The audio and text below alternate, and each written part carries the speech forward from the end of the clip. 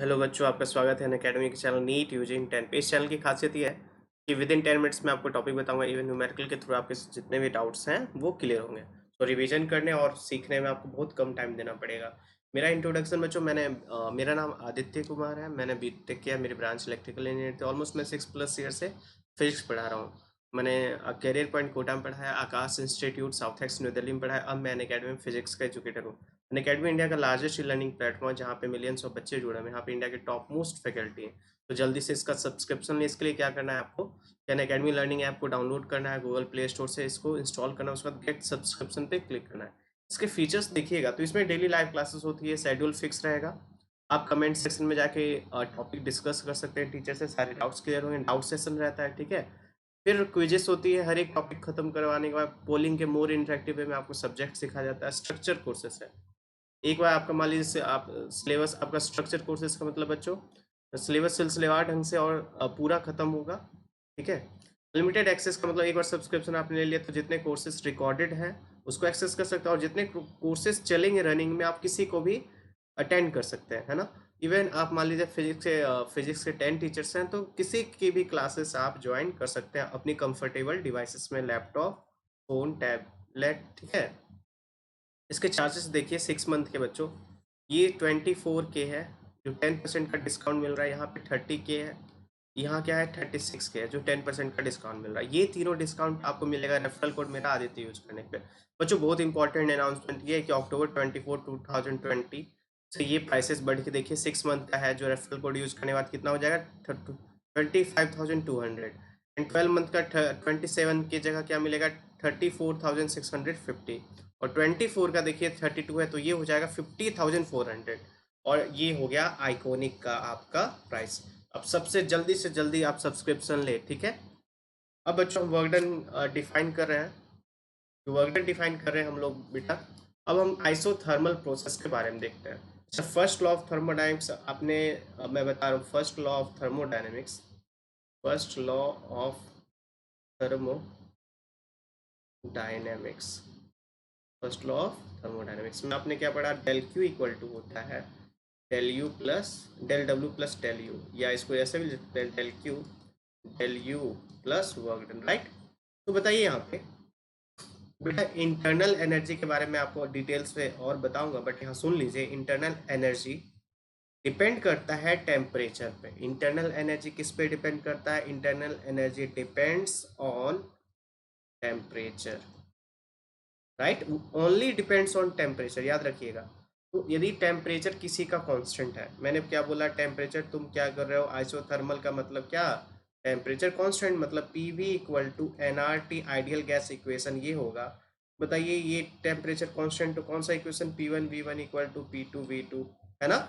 तो temperature temperature constant, तो change in internal energy क्या, जीरो, क्योंकि इंटरनल एनर्जी कांस्टेंट रहेगा सिस्टम का, ठीक है। तो इसका मतलब फाइनल माइनस इनिशियल करोगे तब भी क्या, तभी इक्वल रहेगा, तो क्या जीरो। तो बताइए यहाँ पे डेल क्यू हो जाएगा किसके इक्वल टू, वर्क डन के। मतलब आप जो भी हीट सिस्टम में या सराउंडिंग से हीट एक्सचेंज हो रहा है वो किसके इक्वल होगा, वर्क डन के। तो अब हम यहाँ आइसोथर्मल में वर्क डन के बारे में देखते हैं। इन जनरल आपको वर्क डन मैंने बताया था ना, पी डेल वी होता है, राइट। क्लियर है, ठीक है। चलिए अब आइसोथर्मल में वर्क डन की बातें करते हैं हम लोग बच्चे। तो आइसोथर्मल में पी वी इक्वल टू क्या होता है, एन आर टी। क्लियर है। तो यहाँ से बताइए, यहाँ से टेम्परेचर कांस्टेंट, तो यहाँ वी पी इक्वल टू क्या लिख सकते हैं हम लोग, N R T by V. तो हम इसको यहाँ पे पुट करते हैं, तो डब्ल्यू इक्वल टू पी, क्योंकि यहाँ डी वी है ना। इंटीग्रेशन की प्रॉपर्टी थोड़ी बहुत याद होगी। तो ये बताइए ये फंक्शन है, ये डिफरेंट फंक्शन है, इंटीग्रेशन नहीं हो सकता, इसको मैंने सेम फंक्शन में किया, तो N R T by V, D V लिख दिया मैंने।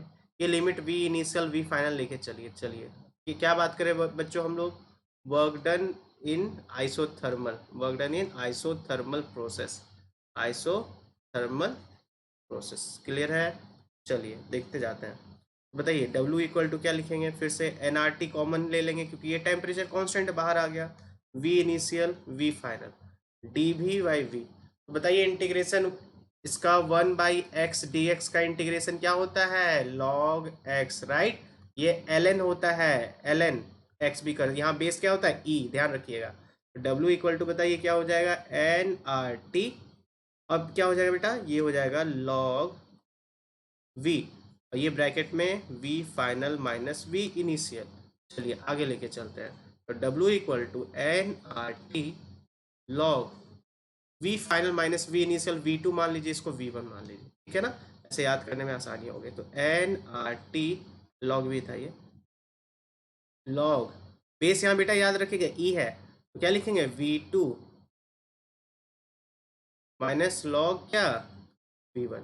तो w इक्वल टू हो जाएगा एन आर टी लॉग, इसको क्या लिख सकते हैं बेटा, v2 बाई वी1। क्लियर है ना, क्योंकि लॉग की प्रॉपर्टी याद कीजिए, log a minus log b रहता है। मैथमेटिक्स सिंपल सी, लॉग क्या होता है a बाई b हो जाता है ना। तो ये v2 by V1 final volume minus initial divide by initial volume, ठीक है। तो यहाँ जब लॉग को हम क्या कर रहे हैं ना, कि अब 10 बेस पे, यहाँ लॉग है बेटा, ये ई बेस है, इसको 10 बेस पे करेंगे तो 2.303 एन आर टी लॉग, या बेस हो गया अब 10, ये क्या हो जाएगा v2 बाई वी1।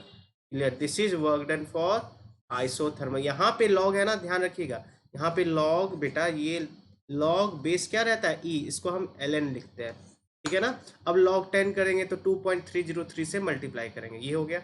इसको और तरीके से लिख सकते हैं, वर्क डन आ गया आपका कितना, वर्क डन आ गया 2.303 N R T log 10 base v2 by V one. इसको हम प्रेशर के फॉर्म में लिख सकते हैं, क्योंकि आइसोथर्मल में बताइए क्या होता है, P1 V1 equal to P2 V2। तो बताइए यहाँ बेटा, V2 बाई वी1 करेंगे इसको क्रॉस मल्टीप्लीकेशन, तो ये P1 बाई P2 हो जाएगा ना, इसको रिप्लेस कर दे। तो सर वर्क डन का एक और फॉर्मूला आइसोथर्मल में हो जाएगा प्रेशर के फॉर्म में, nRT लॉग 10 बेस, ये क्या लिख देंगे यहाँ P1 बाई P2। ये भी एक फॉर्मूला हो गया आइसोथर्मल में, ठीक है ना। This is for what, this is isothermal process, right. इसके ग्राफ भी हम देखेंगे डिफरेंट डिफरेंट। आइसोथर्मल प्रोसेस का मतलब क्या होगा बेटा, पी वी इक्वल टू क्या होता है कांस्टेंट, तो P और V के बीच में ग्राफ क्या होगा बच्चों, PV और रेक्टेंगुलर हाइपरबोला, है ना, rectangular hyperbola, PV equal to constant. इसके ग्राफ के बारे में बात करते हैं आइसोथर्मल, तो P और V के बीच में ग्राफ क्या होता है, आइसो रेक्टेंगुलर हाइपरबोला, क्योंकि y इक्वल टू 1/x का ग्राफ रेक्टेंगुलर हाइपरबोला, ठीक है। तो आने वाले वीडियो में हम देखेंगे और डिफरेंट आइसोकोरिक या साइक्लिक प्रोसेस के बारे में डिस्कस करेंगे। तो वीडियो क्या करना है, लाइक, चैनल को सब्सक्राइब करना है और बेल आइकन को हिट करना है आपको।